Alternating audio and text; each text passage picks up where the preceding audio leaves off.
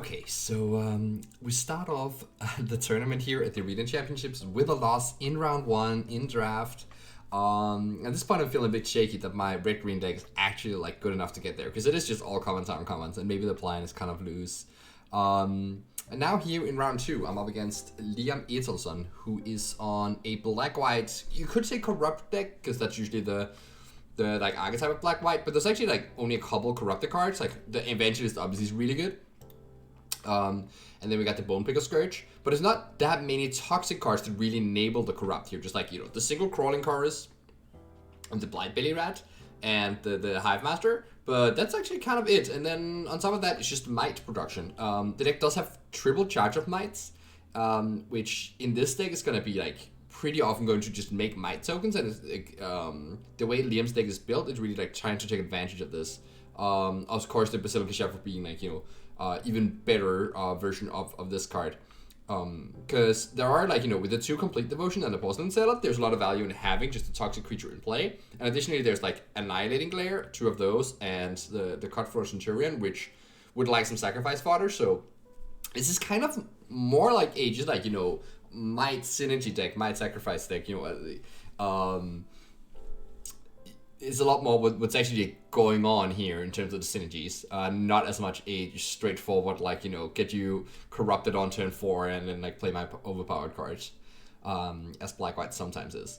The main thing here that's a bit of a problem is that my opponent does have a Sword of Forge and Frontier, which, I mean, the swords are already really good. Like this triggered ability here is quite formidable, but it also gives protection from red and green, which just happens to be my exact colors. So yeah, that's gonna be a problem. We do have, like, you know, some Carnivorous Canopies in the sideboard to try and beat this, but like, you know, game 1, it's gonna be extremely hard to beat this card. Yeah, I was not hoping to face Liam when I looked over the decks in my pot, but unfortunately, here in round 2, I am up against the sword here, and I'll have to beat that. So we'll see how it goes by jumping right into the action. And by jumping right into the action, I mean that very literally. I forgot to record the first 4 turns of this game from each player, but luckily not much happened. The first 2 turns, both of us just passed. Then I was on the play here, so I played a Kolotha Cackler. My opponent played the Cutthroat Centurion. And then I could play a Mantis. And then we attack 3 with the Cackler, putting my opponents to 17. Of course, they can't block with the 2/2. Then for their turn 4, they play a Crawling Chorus and pass with Suspicious 3 mana up in their triple charge of the Might deck. So that's what's going on here. You're up to speed here. It's turn 5, and I have some options. Mainly, I mean, I've had this like pretty aggressive curve, and I do have more pressure coming with like the removal spell as well, and like a couple creatures. And then I have this Hazardous Blast. So my game plan here is just to like try and pressure and like see if I can leverage this blast. Something that's really unfortunate though is that the Cutthroat Centurion is kind of annoying here, as a effectively a 4/4 at very little cost to my opponent. I don't really want them to just trade their Centurion for my Mantis if I can avoid it.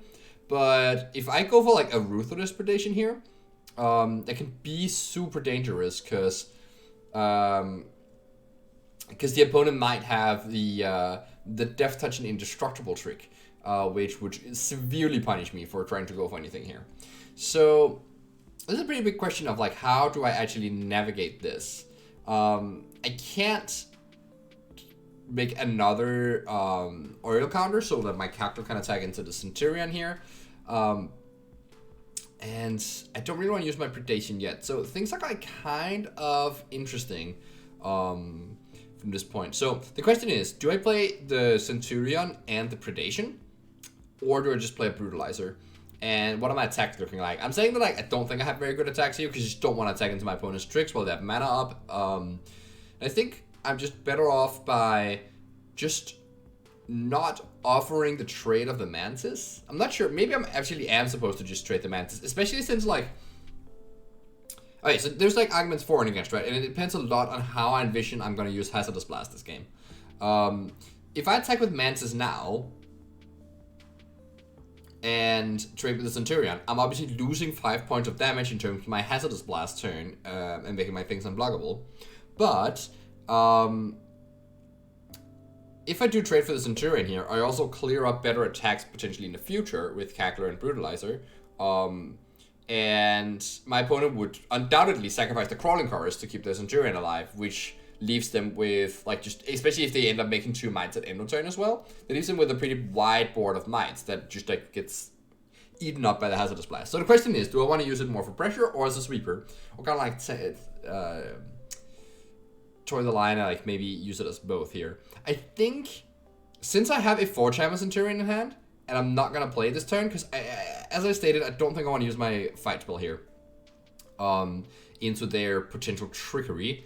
And it's like such a big blowout if they have the indestructible and Death Touch trick. That's like not really something we can afford here. So, since I decided not to play the Centurion yet, I'm just gonna play the Brutalizer this turn, as it's the most mana efficient play. And I think it's way better to hold off on my trading until I have the Centurion in play. And that is why I think the best line here is to just play Brutalizer and pass. That way also everything I have in play has enough toughness that the opponent, if they want to use the Charge Up Mites, has to just use it to make 2 tokens. At which point my Hazardous Blast gets a lot juicier. So I think that is going to be my my game plan here. We'll see if I end up following through with that logic.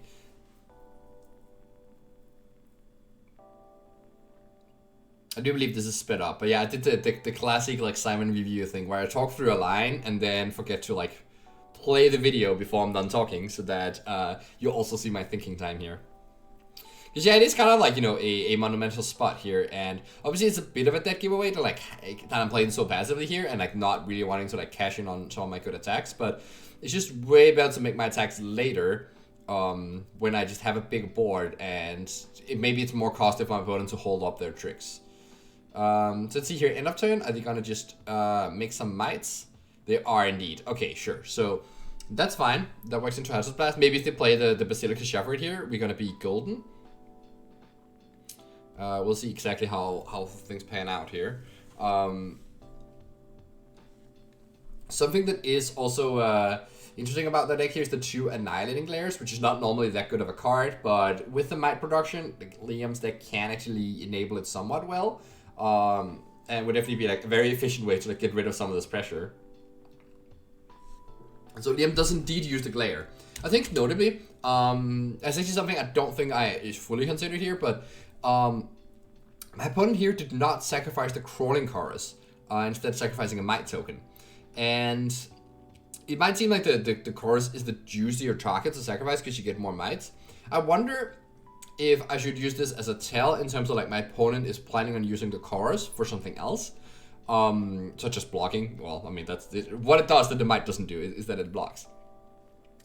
Or if it's like to play around the Hazardous Blast, or maybe it's kind of a bit of both. But yeah, this definitely like makes my situation look a bit more more damp. Opponent also like decides to get frisky with the Centurion here. It's kind of wild. I'm definitely not interested in blocking with the Brutalizer here, as again, it's like kind of a free trade for the opponent to just like sacrifice a Mite or a Chorus here. But so I'm just gonna take this 2 damage and see if I can like continue to put on some pressure instead. So something that's very interesting on this turn now. So it's definitely not a good Hazardous Blast turn yet. I'd rather develop my 4-Chamber Centurion. The question is then also, do I use my Predation or not? One really annoying thing here is that I can't play Centurion and crack my land. Just don't have the resources for that. Another thing is that I need to be aware that like my opponent has Complete Devotion, 2 copies of that, and that means my character doesn't actually have a really good attack into this Chorus here, because that could be one reason why the opponent decided to do this. Right? They also felt really safe attacking with the Centurion, presumably because they want to bait me into attacking. And honestly, I wonder if the fact that like they are playing this passively should actually key me into that I should also be playing passive here. And not playing super passive, right? But the fact that they're holding on mana and they're attacking with the Centurion, right? Like, it's kind of a weird attack because they're like kind of far behind on board. And I think what I should have read into that attack is like, both the attack and the sacrifice of might instead of chorus is that the opponent is really planning on like using that chorus to block. They really want me to attack here. That could mean complete devotion, potentially. It could also mean the indestructible death touch trick, which I should probably remember the name of by now, but I don't. So how do we play around this? Okay, well, the complete devotion, I think, just completely rules out the attack with a cackler. I just don't think I can attack here. But the brutalizer, if I do attack with it now, I do let my opponent use a trick, and maybe I just don't want to do that. Maybe it's actually better for me to just play the Centurion and pass. But if I play Centurion and attack with my brutalizer, maybe I can get my opponent to like spend mana on something, and then I can go use the Ruthless Predation post-combat. It's kind of an interesting situation here. I think ultimately my best line is to just stay a bit passive, not run into a trick, and just play the Centurion and pass.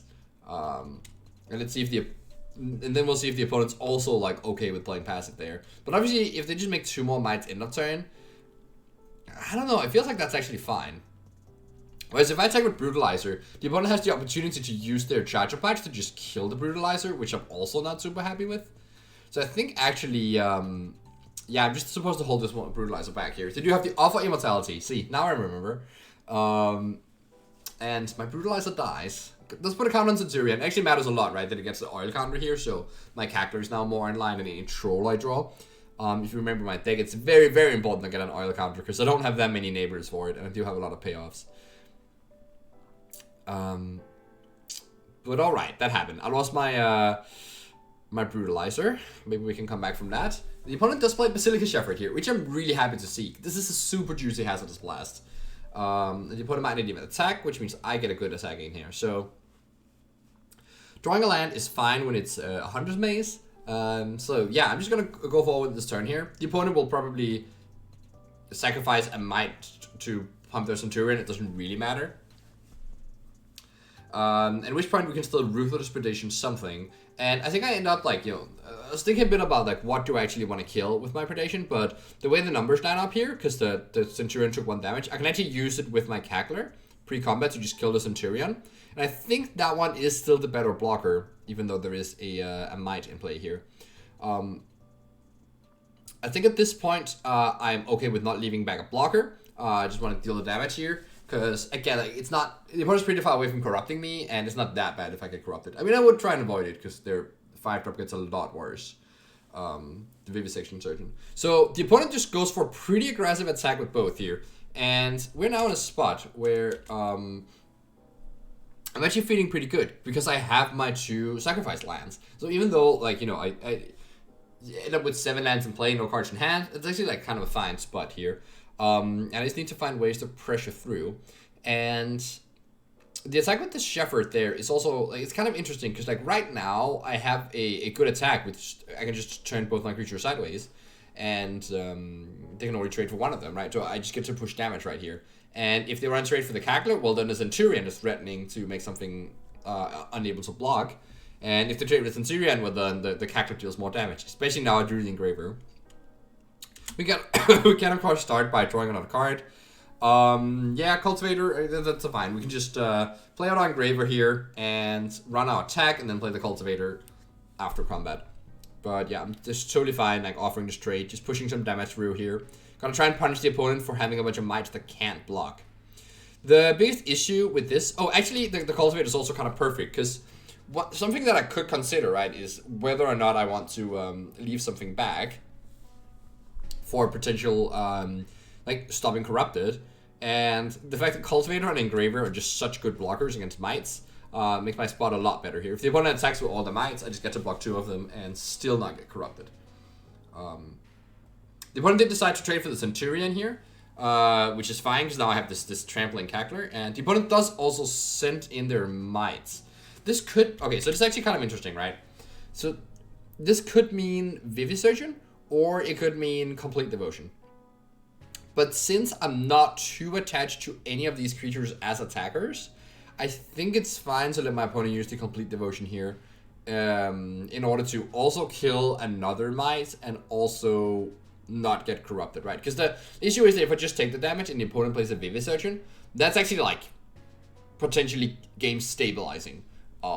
Whereas this spot, if they use their Complete Devotion, yeah, they get to kill my Exim Engraver. Yeah, it's not great, but I still have like more draws, and I still have my Cultivator. I can still make something happen.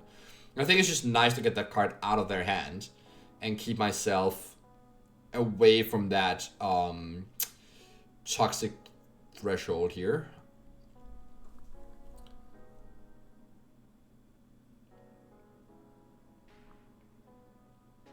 Trying to remember what the opponent goes for now.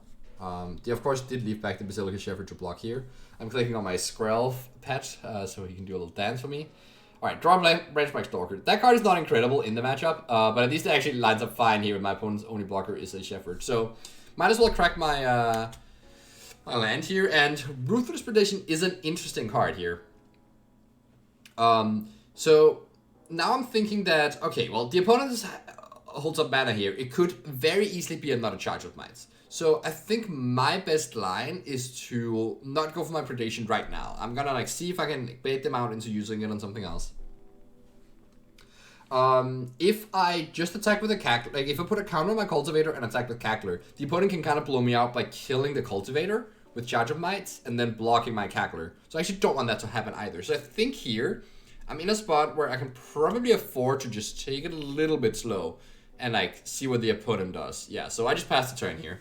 The opponent does not use their charge, if that's what they had. And we just wait and see. Maybe I can find something juicier to pump with the Predation.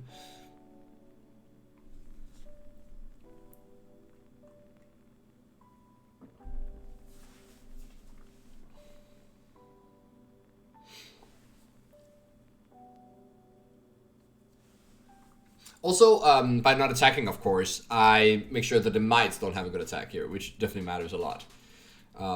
Because, again, the opponent could very easily have the Vivisurgeon in hand and just not want to use it. So, there again is an attack with Shepherd that is like kind of wild. The opponent definitely understands that I do have another Hazardous Blast in my deck, which means that at any point I can just top-click the win. So, there is pressure on them to like finish me eventually.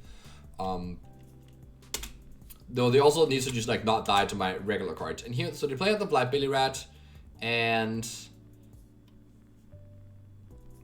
oh, it seems like they had Annihilating Glare potentially as their other card. So that's what they use. Okay, sacrificing my Cackler goes down. That's all right. I can just put a counter here, and so now because of the arena stops, I guess I also maybe had this read last turn, but now I know for sure like the stops. We're not sending away where it looks like my opponent has Charge of Mites, so I can be a lot more safe in how I go for this. And actually, because I drew a Battle Fist, I actually have lethal here, so I can just like use my Cultivator to fight the rat. This way I don't get blown out by the Whisper of draws. My opponent has one copy of that. -1/-1. And yeah, I can just like play my Battle Fist and equip, and that should be lethal. So the attack with the Shepherd there, kind of wild, but I mean, they would have still been pretty far behind on board. So yeah, maybe it's forgivable. Anyway, I'm thinking that, you know, I should go a lot less aggressive, right? I need to have my canopies to deal with the Shepherd and the sword. It's extremely important that I kill that. The Engulfer doesn't seem too bad because it's a good reach blocker, and obviously can trample over any jump blocker, but the biggest issue with it is that it lines up pretty bad against Annihilating Glare, and I don't really want it if my opponent has efficient removal for it. But on the other hand, maybe they're just like forced to use their glares on my earlier cards. As we saw this game, they used the glares pretty aggressively, so the Engulfers might actually be fine. Also, a classic trick is to just board out a land on a draw, especially in this like double Rustvine Cultivator deck. Like, it's actually kind of fine. You don't need all these lands. I did cut my Branchbite Stalker, because the opponent has a few ways to punish X1s, like the Crawling Chorus and the Whisper of the Drows, but oh, they also had an Edifice, yeah, Ambulatory Edifice. So I should definitely just get rid of any X1 that is not needed in my deck, and this is the only one. So yeah, I did a few changes there and open up an unplayable hand. We're just gonna have to ship that back, but definitely happy to have won the first game here. And so, okay, well, this is a bit of a clunker. I did put back the Troll in this opening hand, and I'm still like, valuing the blast really highly. Drawing a mountain for the first turn is awesome. Because now, you know, one of the issues with his hand is that it doesn't have the red mana for the blast and could potentially just like ring on land drops. But that's not gonna happen now. We're just gonna run out a cultivator here and ramp into our big stuff and then see how that goes. Oh, sorry.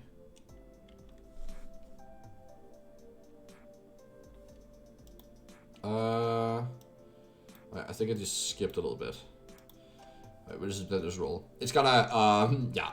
It's covering my hand right now, but that'll disappear soon. Alright, so we drew another land here, so nothing to do but play a tap land. And we're gonna have to get a hit from this Blightbelly Rat. It's not super comfortable, in terms of not getting the, like, not enabling my opponent's corrupted cards. Especially now they have a Bonepicker Scourge, so they actually have something, that's really good if it gets corrupted, but I can just play this Mantis here. Playing a 10-3, it's like a pretty strong. I mean, I wouldn't call it a curve because I skipped my 2-drop, but this is kind of nice. I can't really troll yet, but hopefully I draw something else to play this turn. Or maybe my opponent gives me a reason to Hazardous Blast. Probably not.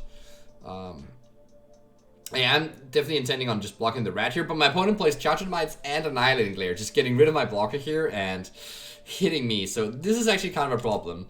Now that is kind of an issue, right? Because now I don't draw another blocker here. So my opponent, if they just attack with the rat and the mite next turn, they are just gonna get me corrupted, and I think they do prioritize that enough so that's worth it.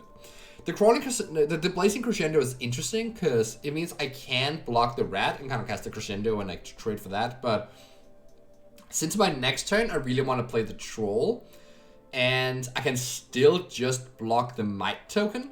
I think that's not really super juicy to use the Blazing Crescendo right now. So if they just attack with the Rat, yeah, I think I will go for that. But if they also offer up the Mite, like offer me up the free Mite token, I think I might just eat that and hold on to my Crescendo. But I'm not quite sure if that's right. Of course, it's also a lot less risky, but at this point, I don't think risks are the things I should be trying to avoid, because I'm definitely like behind, and getting a win such as killing the rat is kind of important. But also, I mean, if I'm playing an Urgot to troll now, the rat won't matter anymore. The best thing the rat does here is that it just like puts me at corrupted range, and so as an attacker, it doesn't really matter much. Of course, the Mite token also doesn't really matter much, especially since I also have a Hazardous Blast, so killing that for free might not mean much, but I think getting better use out of my Crescendo, where like maybe later I can just like line it up to kill something better or save something in a better spot, and mostly that like the card I draw off the Crescendo will be a lot more impactful. If it's not just if I get a card I can only play next turn, and it's gonna be like a random 2-drop, and I don't get to use my mana efficiently, whereas like this way, if I have a troll, it's just much better. Anyway, my lifesteal is also under duress. There was a Basilica Shepherd, so I might just like be forced to use my Hazardous Blast really soon here. I think first things first, I'm just gonna play out the troll to not die as a 2-turn clock in the air, and there's a Ruthless Predation. Okay, so that's fine. So that's at least an answer to one of these flyers. And we have ground blockers to hold back the ground guys, as long as there's not too much more. Okay, so this rat attacking is not great for me. They probably have a Complete Devotion, but I can actually like work around that just fine by double blocking here. Offering up my Cultivator, that would be fine if they do that. And yeah, they do indeed have the Complete Devotion. But do they have more? Just don't have more. It sounds like they are thinking, but of course yeah, so they do have a Wisp of the Drows. Okay, that's actually fine. What this does is that it just keeps the rat alive. It definitely matters. It's just like a 1-mana rat, but it doesn't actually blow me out in combat because I still have 5 toughness and they have 4 power.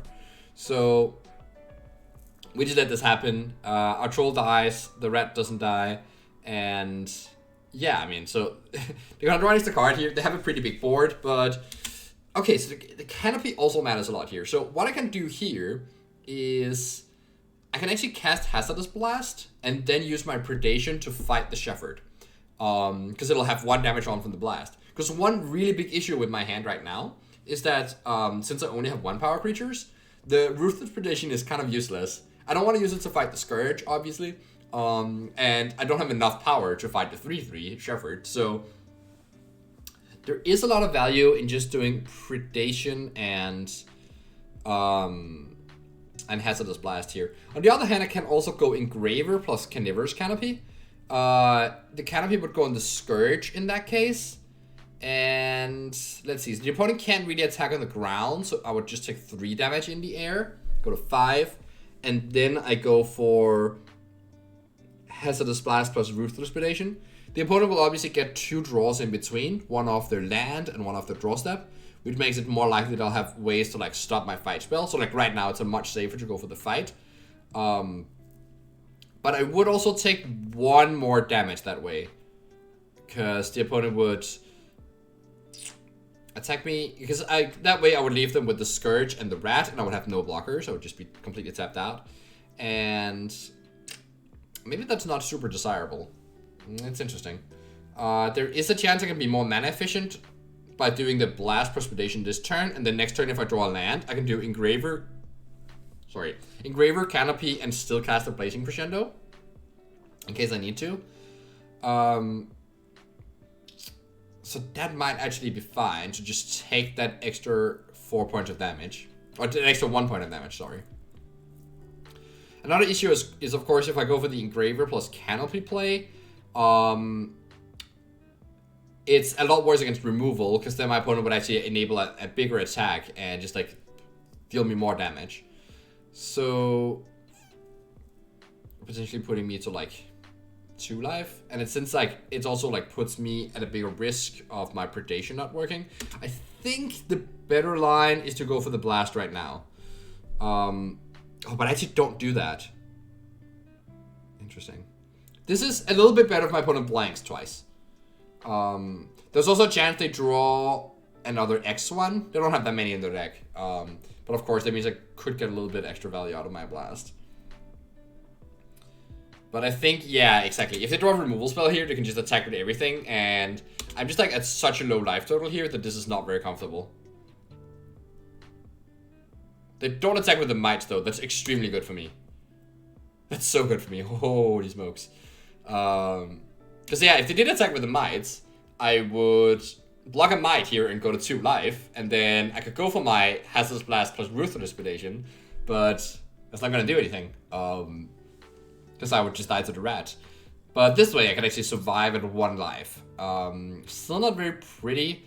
Yeah, I think honestly I should have done these in the other order. Hazardous Blast, Precipitation first. I'm unsure if I actually saw it on that turn that I could do it. Because I feel like I remember realizing that play was available to me like only a bit later, like on this next turn here.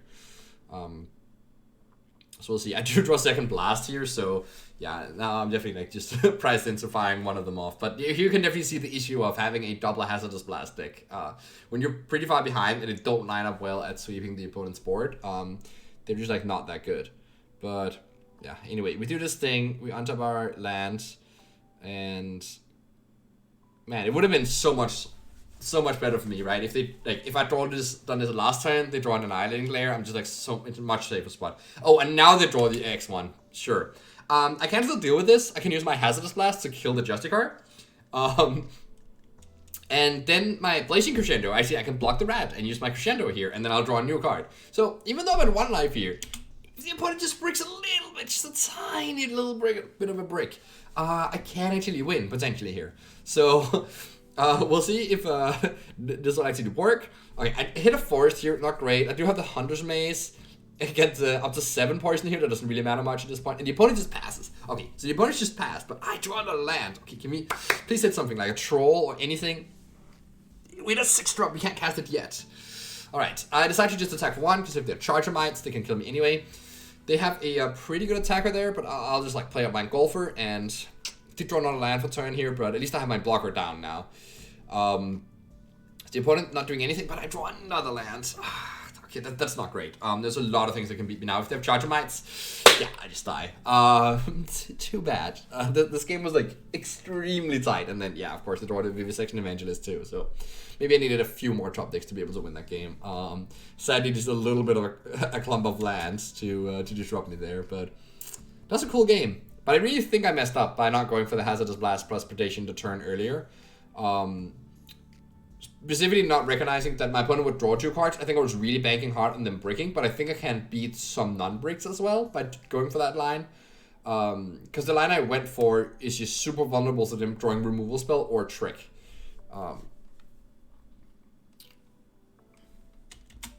But anyhow, do I change up anything here? I think the 3-1 might be a little bit more interesting when I'm on the play, because there's definitely like an argument for me to like pressure them when they're like not that great at blocking.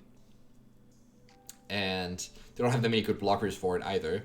But I also still want the 2 canopies, they're definitely important. Because they have the sword. Maybe the Engulfer is not nearly as good as I'm thinking it might be. On the other hand, the Stalker is really bad at blocking mines, which also matters a lot in this matchup. I think I actually go for the second Engulfer. Wow, that's wild. Also, I don't think I added back the 17th land. I just went for like the double Engulfer, 16 lands. I think maybe that's too... that's not advisable. Don't do that at home. But I can see how the Engulfer is actually pretty good in the matchup. Alright, so super nice curve here. We have 2-drop into 3-drop. We do have to make a decision on whether we play Engraver or Battlefist. The opponent did not lead on... The opponent didn't lead on a... what's it called? A Crawling Chorus. So that makes the Battlefist a bit of a better play. But there's 2 factors now. Now I drew a Urabrask Anointer, which I might want to play turn 4 and ping something.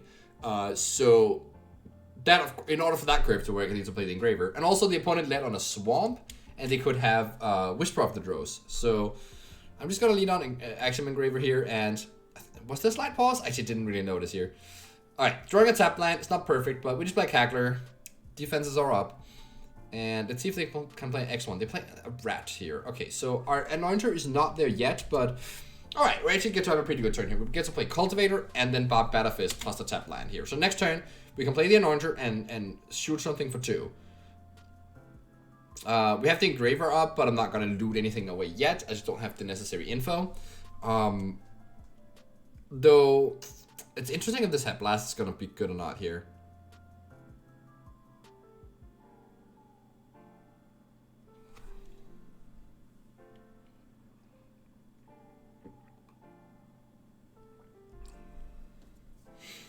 So this thing's kind of interesting. If they hold up mana, my Anointer is going to be at a bit of an awkward spot against Charge of Mites. Because I can put a counter on my Cultivator, but they can obviously kill that with a charge. And then they stop both, like they kill both my Cultivator and stop my trigger of the Anointer.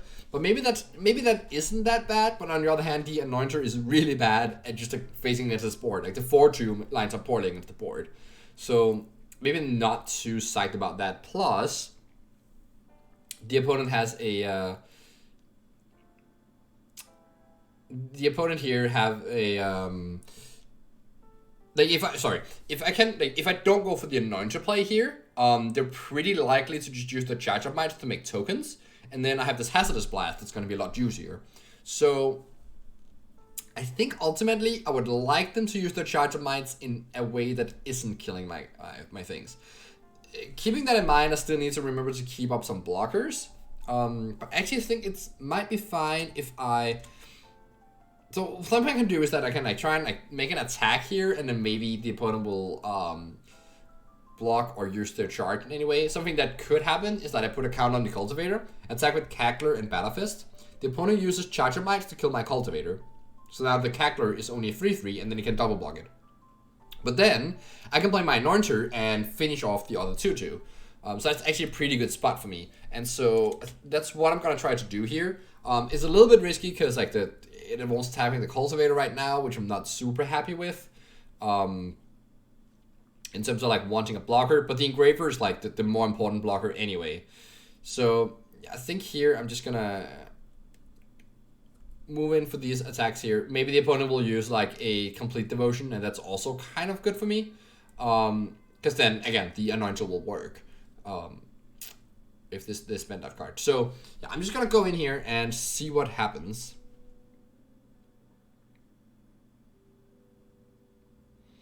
Cackler being a 4/3 is kind of the perfect attacker here. Opponent is thinking with the trigger on the stack. So let's see if they use the Charge of the Mites or not.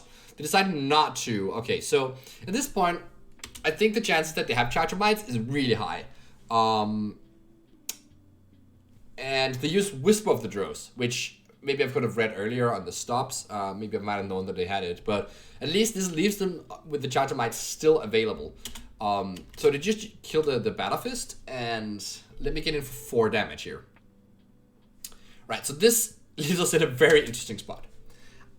We're now pretty sure that they have a Charger Might. The way they were tanking about, like, you know, because they had an opportune time to use the Charge of Might there, kill my Cultivator, and then use the double block as I described. That's what I was hoping they would do, because then I could just play the Anointer and kill something. Now, I have to decide, is it worth it for me to play the Anointer, knowing they're likely to use Charge of Might to kill my Cultivator, or do I do something else?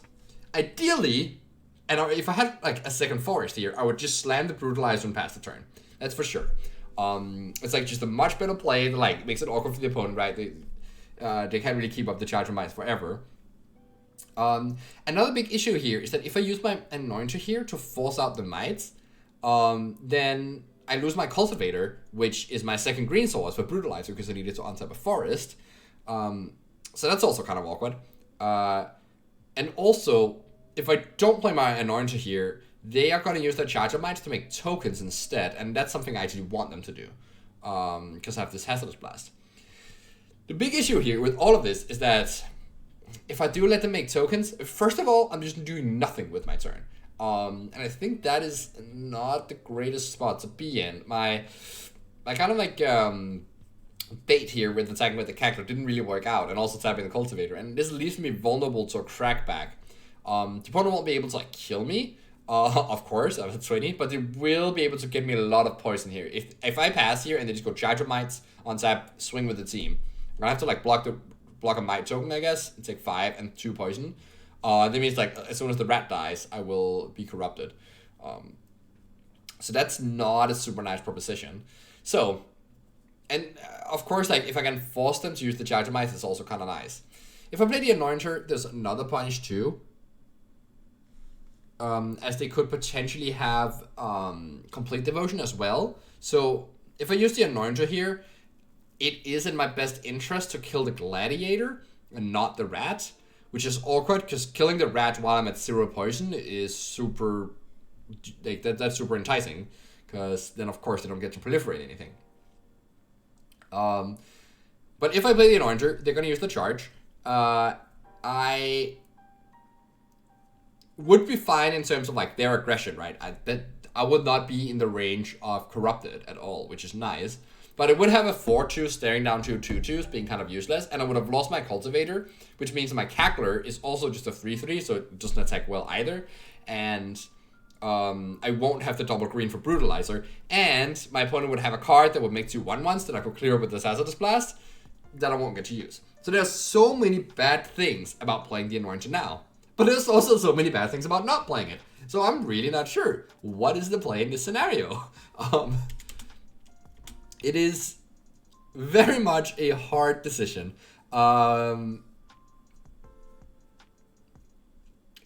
I think, looking at this right now, I think the better play is to be passive. I just put myself, like, my own resources too far behind. It's not that bad if I get corrupted against this deck. It's just not that bad. And I really want my opponent to use their charge to make tokens here. And I really want to get more value out of my Anointer. So I think ultimately the best play might just be to pass here. I could reasonably, maybe, probably not, but maybe I could crack my land end of turn. It always feels really like awful to be cracking your lands like in the mid game when you know you're gonna need more lands, but when you like don't have anything else to spend your mana on, it might be okay to just like do that now and get more options in the coming turns. Specifically, trying to dig towards a forest here would be really helpful. Not gonna crack at main phase though. I don't really gain much. I could like try and draw my second cultivator, but I'm also giving up a lot of info right by just choosing my land there. So in the end, I do end up deciding to go with the Urabrask Anointer. It's a very like just awkward spot in so many ways. But I did decide that like going with the tempo would be better. But I don't think I quite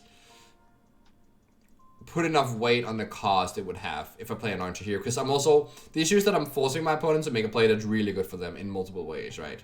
Because the Cultivator is actually important, and them not having mites is also important. I'm so close to just clicking end of turn. I really wish I clicked the button, but yeah, I do play the Anointer here, and yeah, that's a really interesting decision. Let me know in the comments what you would have done, and if you have any like considerations that I had missed in terms of like analyzing that spot. I do end up going for the Rat here. This is like just full copium, like hoping they have actual nothing. It's just like, it just doesn't play. I have to, if I play the Anointer here, I have to kill the Gladiator, because at least that might mean they have Complete Devotion, right? At least I can play around that. I can't just put them on Stone Cold Nothing. They pass the turn with 4 mana, and they don't have any of the light instants. Like, come on, this is not happening. So yeah, indeed they do have the Charge of Mites. I guess I was expecting them to have it. I just wanted to force them to use it, but it's like just bad for me. I don't want to force them to use it in a way that's good for them. Anyways, at least, you know, we're not taking damage here. They attack with the Rat, and I decide that it's actually pretty good for me to block with the Anointer if they attack like this.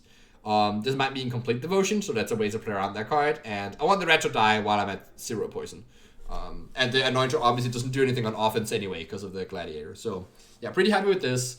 Now they play their Shepherd, and alright, I mean, we draw Mountain though. That is not what I wanted to see, because this Brutalizer is just getting in the way here. So I decided to crack my Autonomous Furnace here. Maybe that's a bit out of frustration. It might be. Because, yeah, I don't know. I mean, I don't think it's good for me to like activate the Engraver main phase. But I wonder if it's that bad for me if I just pass the turn. Or at least attack with the Cackler and trade it for the Shepherd. Which maybe I don't want to do that anyway, actually. Looking at my hand. Yeah, I don't know. Cracking the Furnace main phase might be okay. I do have a few 2-drops that matter. Specifically, the Fight spell is okay here. I guess not super okay. And I draw, of course, a 6-drop. And now I just crack my land. And just everything is awful, right? I think I probably like, didn't just calculate that my deck just has like a much higher curve in this post-board game because I have 2 more 6-drops in my deck. So yeah, I'm just kicking myself right now, like just being, you just threw away this game, Simon. Like, what did you do? Like, in order to like avoid passing your turn, you made a play that just forced you to pass your turn anyway. Like, the logic just doesn't hold up. And yeah, now the opponent like has the Porcelain Zealot and gets to really take advantage of these mites. So, and just really gets to take advantage of me wasting my turn. So, I decide here, okay, I just have to like get rid of this Brutalizer. It's just like too risky that if I don't like find a green source fast enough. And at least the Engulfer can block the 3/3, because that's right now that's my only answer to the Flyer. So yeah, we're just gonna have to take this damage. And okay, of course I do hit another Forest now. And I'm thinking if I should blast here. It's definitely not the best blast turn, but getting rid of the Might tokens I think matter quite a bit, because that makes the Porcelain Zealot just like so much worse. On the other hand, playing the Vorak here, like potentially I could get the Engulfer online next turn, but that would mean taking another big hit because and another poison hit. So I don't know. I actually don't think playing the Vorak here is very good. I think I should just play the Blast there and just suck it up, but hope to top deck the Forest. But yeah, it's kind of awkward in so many ways. And all of a sudden, like, I'm actually just behind in this game. I've just like messed up on multiple axes, and I'm gonna have to take this damage here. Trading for the Might when I have a Hazardous Blast in hand is just not like feasible at all. I have to go to like 8 life. It's so little, and I'm so close to getting poisoned. Okay, Hexglow Slash is interesting. That actually might change things, because right now I can go Hazardous Blast plus Hexglow Slash the Shepherd, or the Zealot, and actually that's not too bad. Right, I leave the opponent with not that much of a board. They have only 1 card in hand, but it's not unreasonable for me to think that that could actually be one of their Annihilating Glares. So not playing out the Engulfer right now does seem a little bit more enticing here.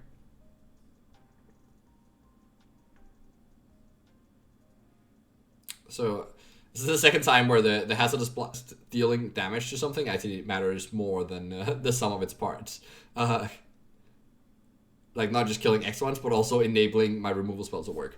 So I'm trying to figure out how to attack here. I decide that... Okay, so if I want to kill the Shepherd here, which I think I do, because otherwise I'm so vulnerable to the Engulfer getting killed. I'm not winning that race. I still want to make sure that... So the opponent is just going to block, pump their Gladiator and attack with just that for 3 damage. I think I should have attacked with my Vorak as well here. Just attack for 7. It's a lot of damage. Again, like, the value of putting pressure on the opponent just matters a lot. And I still have the Engraver, which can, like, you know, block the 2 damage wherever, like, my opponent puts the pump. So, yeah, I think this is just a bit of a cowardly attack. I should have just... Because the issue is that I'm not really interested in blocking the Vorak on the Gladiator anyway. If I was interested in that, I think it's fine to keep back the Vorak, but otherwise it doesn't really do much. And 3-3, a 1-3 holds back the 2-3 as well as the 3-3 does. So, okay, and then the opponent has the 2-4 here. I draw a Troll, which is pretty nice. I think it's better for me to play out the Engulfer first. I can attack with the Cackler because it actually gets a buff from the oil here, so we can still, like, if the opponent wants to trade to 2-4, I think I'm okay with that. And definitely I do need to put them under pressure here. So, okay, they take the damage, and I decide to go for the Troll, actually, instead of the Engulfer. Because I think the reason I do that is because I'm bad. That's probably why I do it. Let's see if we can find a reason. I think I'm in a bit of a fear of my life total here. If I play the Engulfer and my opponent has the Annihilating Glare to kill it, I think I can still just go to 2 life, but it's obviously a bit risky. The opponent could have Complete Devotion. I do have, like, stuff to block the Enforcer if my opponent, like, pumps the Gladiator and attacks with the Enforcer in that one. It's really unlikely that... And even actually, if they have, like, a couple ways to make artifacts, you know, they have to attack with the whole squad in order for me not to be able to just double block the Enforcer. And they also still need to get rid of the Sky Scythe Engulfer. So I think I should just play the Trampler here. It's also just more mana efficient. Like, what if I draw a 2-mana spell off the Troll and then a land? Like, it's very easy for my top 2 cards to be land and 2-mana spell. And indeed, I do draw a 2-mana spell here. Now my curve is just all sorts of awkward. Yeah, definitely not happy with that. And they play Basilica Shepherd here. Okay, so that's definitely dicey, because now the Enforcer can attack. I guess it can't really, because we have a good double block there, but...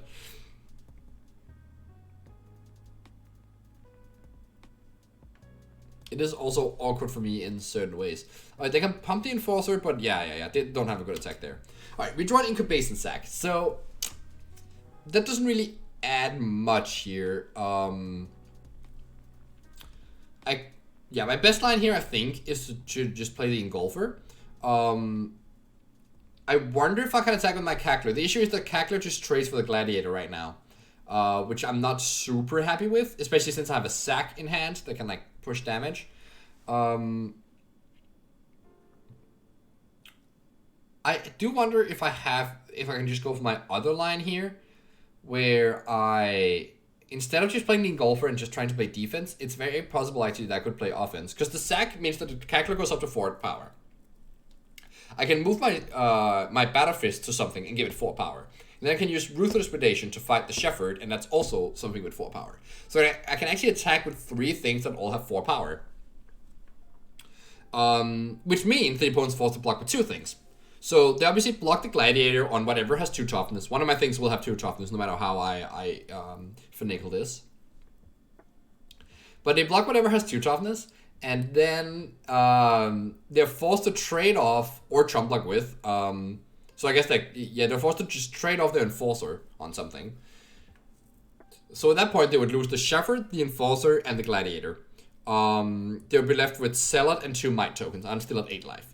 That is actually not that bad for me. Because I still have the Engraver to block as well. So, and in that scenario, and they would be at 4 life. I would have lost a Vorak in that case, because that would be the one that's a 4-2. No, I would also have lost a Cackler, I would assume. So they put, yeah, because I would only be left with Troll and Engraver. So it's not that good at stabilizing, because the opponent would obviously like pump a Might, attack with that. I go to 5, I go to 3 poison. It's not super pretty. Whereas like I can just play the Engulfer here. If the opponent does not have Glare, this does kind of stabilize the board. So I do end up going for that, but I wonder if I did see the other line even, if I even consider it, that I could actually go for like bam, bam, bam. And because usually when you can make attacks where you force the opponent to block, it's like so much better. You can also see the issue here with like not getting in for the 3 damage earlier. If the opponent's at 5, this is a lot more of an enticing attack for me to just like go on the offensive line here. But yeah, obviously, again, if they don't have the Annihilating Glare, playing the Engulfer is way better. I also have to be aware that like I can't give my opponent that much time. They still have a sword in their deck, remember. This protection from red and green sword, and that will just kill me. Among like a whole host of like other like problematic cards. So they could also have Charge to the Mites actually to kill my Engulfer, so it's pretty likely that my Engulfer just dies here. And yeah, I do have the Annihilating Glare, so that's kind of an issue here. And now, I guess they can just pump the Shepherd here and put me to 4, which is not very much life. Okay, I draw another Engraver. That is actually a nice draw here. So now we can play Sack, Engraver, Predation. We can make our Cackler 5 power. And we can, of course, move the weapon around, as I said. I'm just going to play out the... Yeah, so it's the same scenario as last turn. Except better for me, I think. Man, I can almost kill them, huh? If I use my fight on the Enforcer...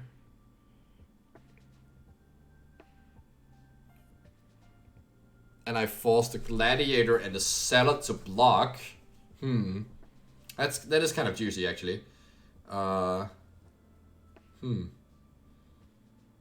then I still have the 2 Engravers left to block. So even though they have Shepherd and 2 Might tokens, I would go to 1 life. It's kind of risky in a lot of ways. But I think since I'm like on the clock here, my time is running low, I don't realize that I could actually...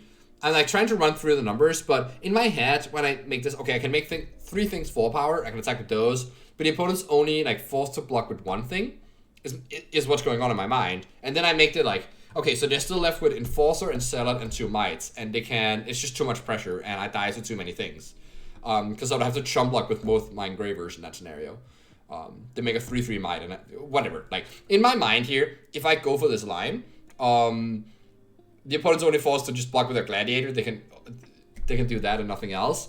And I felt that would just not be good enough. But actually, I just miss that that's just not the case. If I attack with 4 things that each have at least 3 things that have 4 power each, the opponent obviously has to block 2 of them. So that way I just force like 2 traits essentially. And that is way better for me here. But I do just decide to like pump the Cackler here and just attack with that one.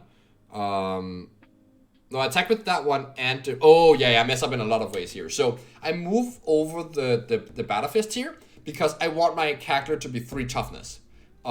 Just not realizing that it's not gonna have 3 toughness after fighting with the 3/3. So this is very much a case of like time running out on me. It's super awkward because last turn I could have made the same math, right? So we could have just spent a little bit more time on last turn. Maybe even concluding that the right play was to just go for the damage there. But now, yeah, I just gotta attack with that Cackler here. It is gonna be 6 power. I'm also like, I made my Vorak able to attack. So at least like, if they... like, so now I think I just have to attack with the Vorak. Because at least then they can't trade with my Trample creature without also blocking the Vorak. So at least it forces this trade, which is not great for me, but it's alright. I put him to 2 life here, and I still have a very big Trampler, so like this is an issue for them. Of course, it's quite easy for the opponent to force something on me, and oh no, I see them highlight a card in their hand, and I'm like, oh, I get so scared. I get so scared. Please don't have a trick. Just go to 2 life. Just go to 2 life. Just don't punish me for this. But yeah, then like they still have the Enforcer around, which will also be able to block. And since I'm forced to like block with one of my Engravers, I lose one of my oil counters. So like, I can't actually make my character big enough to kill them through the Enforcer block, and everything is kind of dicey here. It's like it's a pretty close game at this point, and I've really like made it much closer than it needed to be. At least, like the Gladiator, it's possible the opponent will be able to like put me at enough poison here to make the Gladiator come back, but it does come into play tapped, so that's worth noting. But still, I mean, the Zealot pumps a Might token here, and I'm only at 4 life. This game is just way closer than it had any right to be. And I was also like just praying like, please don't top deck the sword. That's again another thing that kills me. But I ran through like their list and I was like, okay, so does this kill me? Does this kill me? Does this kill me? Like a removal spell here, I would be fine. I can play around the pump spell. I can just block like this here. I don't die to Complete Devotion. If they have Complete Devotion on the Might token, they do kill my Troll, and I don't actually have lethal on the swing back. I guess I do actually, because of the bad. Yeah, because of the bad Battle Fist, I guess. Actually, no, then I have 5 damage. Oh, and then I can also attack with the Engraver. Yeah, okay, so if they just have Complete Devotion and then break off the draw here, I still present lethal, but yeah, definitely supposed to block in a way where I don't put myself dead to that card. It's a very tight spot though, in just so many ways.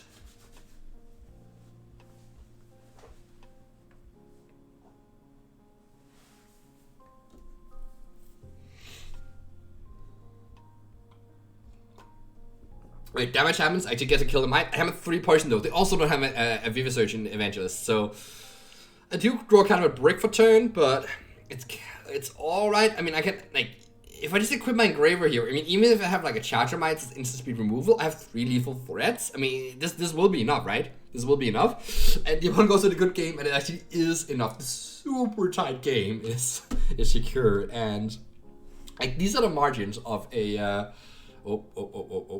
what's going on there? All right. These are the super tight margins of a of like a high level match. They're like, you know, the video is almost an hour now, but definitely did not play optimally in a lot of those spots. It's definitely something that can happen when you like get into the mindset of, oh no, I'm losing and I messed up, and so I caused myself to put myself in this position, right? It kind of gets like to be a spiraling thing. And I already lost the first round as well, kind of blaming myself for like not really knowing the format well enough and knowing my matchup well enough, and now I'm in this spot here. But I do end up fading the Sword of Fortune Frontier was not drawn the entire match, and I do come away with a win here. But man, like when a tournament is only 9 rounds and each round win is just worth so much money. Like it's just like $1,000 each win, like something like that, which is just unreasonable. So I do come away here with with a win, and we'll try and see. Like I was looking at my deck at the first when I drafted it, it looked like a 2-1 deck. So see if I can win the last round here. But man, I mean, if these games are this tight, and I have to really like sharpen up my play, that's for sure. Take a look at the next rounds. Bye.